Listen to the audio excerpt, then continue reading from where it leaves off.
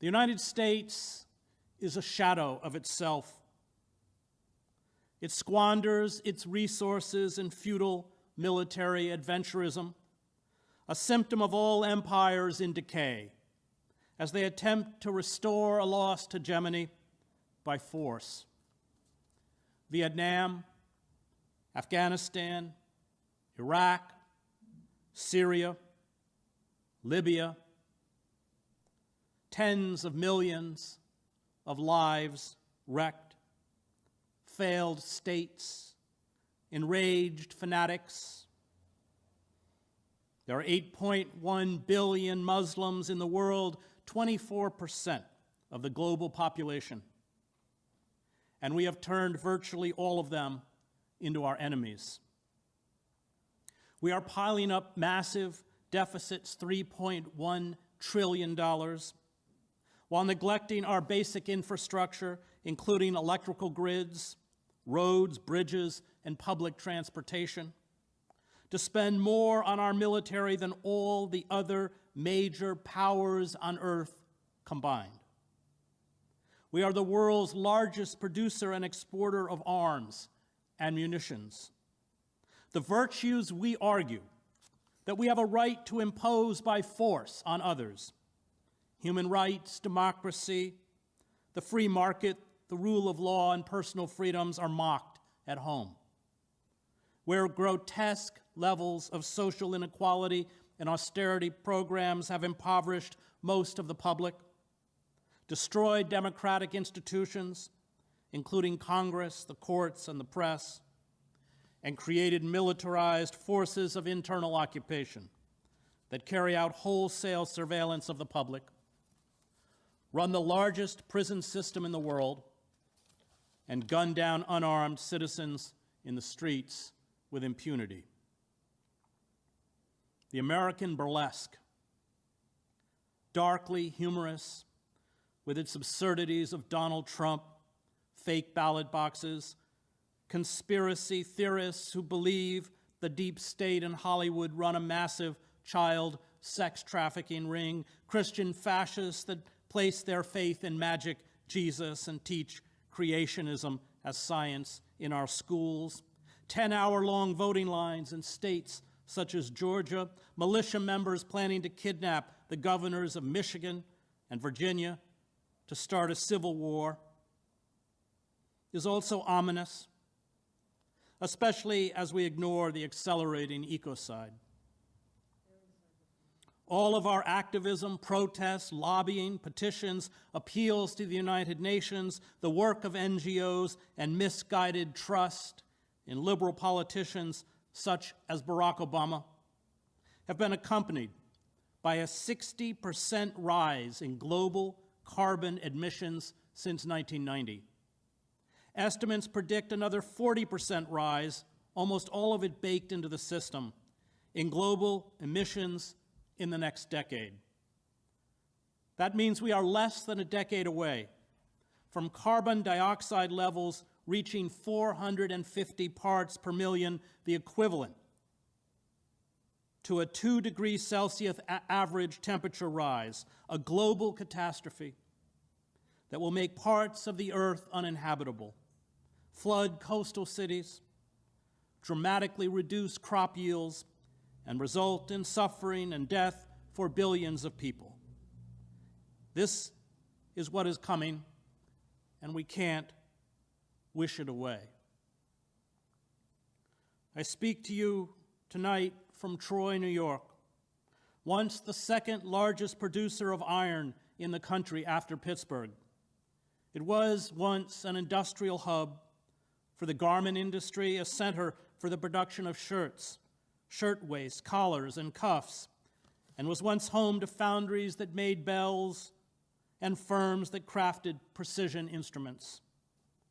All that is gone, of course, leaving behind the post-industrial decay, the urban blight, and the shattered lives and despair that are sadly familiar in most cities in the United States.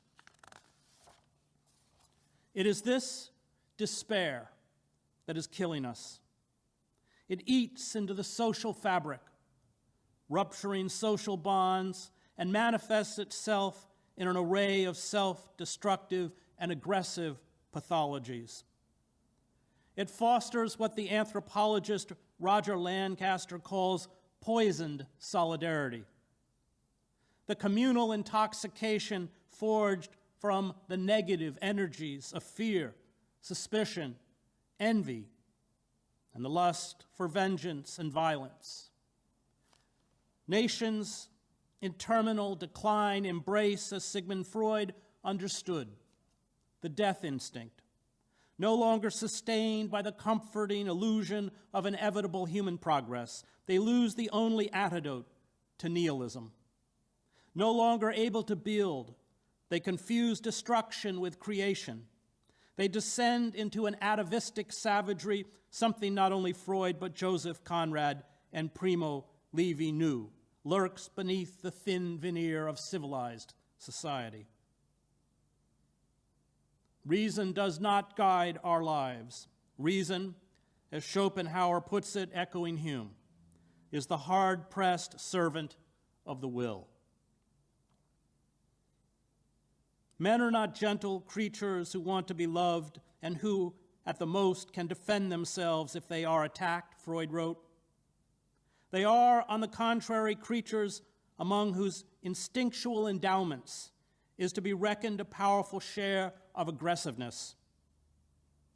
As a result, their neighbor is for them not only a potential helper or sexual object, but also someone who tempts them to satisfy their aggressiveness on him, to exploit his capacity for work without compensation, to use him sexually without his consent, to seize his possessions, to humiliate him, to cause pain, to torture, and to kill him. Homo homini lupus. Who, in the face of all his experience of life and history, will have the courage to dispute this assertion? As a rule, this cruel aggressiveness waits for some provocation or puts itself at the service of some other purpose, whose goal might also have been reached by milder means. In circumstances that are favorable to it, when the mental counter forces which ordinarily inhibit it are out of action, it also manifests itself spontaneously and reveals man as a savage beast to whom consideration towards his own kind is something alien. Freud, like Primo Levi, got it. The moral life is largely a matter of circumstances. Moral consideration, as I saw in the wars I covered, usually disappears in moments of extremity. It is too often the luxury of the privileged. 10% of any population is cruel no matter what, and 10% is merciful no matter what, and the remaining 80% can be moved in either direction, Susan Sontag said. To survive, it was necessary, Primo Levi wrote of life in the death camps, to throttle all dignity and kill all conscience, to climb down into the arena as a beast against other beasts, to let oneself be guided by those unsuspected subterranean forces which sustain families and individuals in cruel times. It was, he wrote, a Hobbesian life, a continuous war of everyone against everyone. Varlam Shalamov, imprisoned for 25 years in Stalin's gulags, was equally pessimistic. All human emotions of love, friendship, envy, concern for one's fellow man, compassion, a longing for fame, honesty, he wrote, had left us with a flesh that had melted from our bodies during our long fasts. The camp was a great test of our moral strength, of our everyday morality, and 99% of us failed it. Conditions in the camps do not permit men to remain men. That is not what camps were created for. Social collapse will bring these latent pathologies to the surface. But the fact that circumstances can reduce us to savagery does not negate the moral life.